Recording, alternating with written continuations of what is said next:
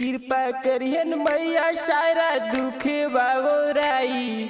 करबू नवरात भौजी बबुआ हो जाई।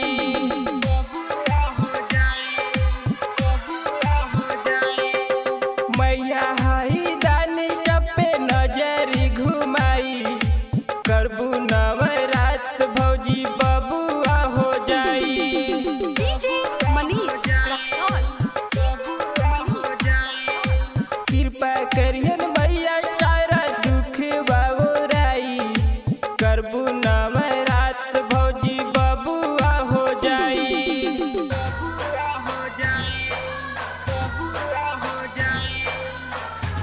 प्रेम से बोलो थावे वाली मैया की। डीजे मनीष रक्सौल।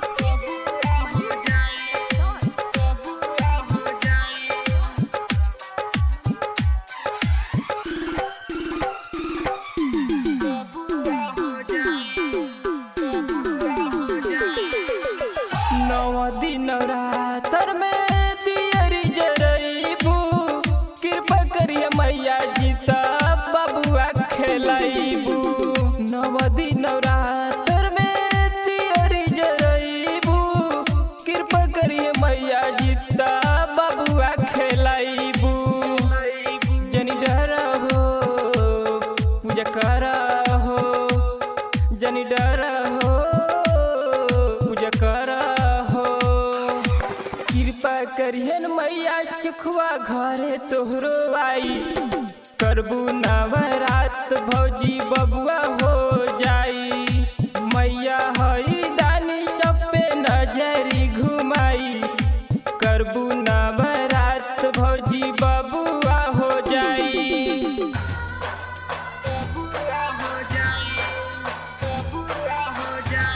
प्रेम से बोलो विंध्याचल वाली मैया की। डीजे मनीष रक्सौल।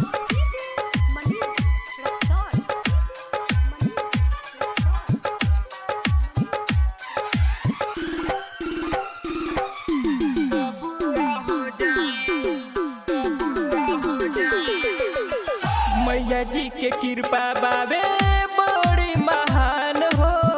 जाने ल दुनिया होई दया के भंडार हो। मैया जी के कृपा बाबे बड़ी महान हो। जाने ल दुनिया होई दया के भंडार हो।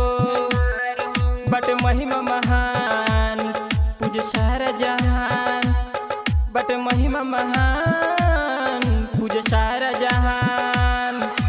मुकेश दीवाना से भजन लिखाई। साहेब सवरिया माई के भजन सुनाई। कृपा करियन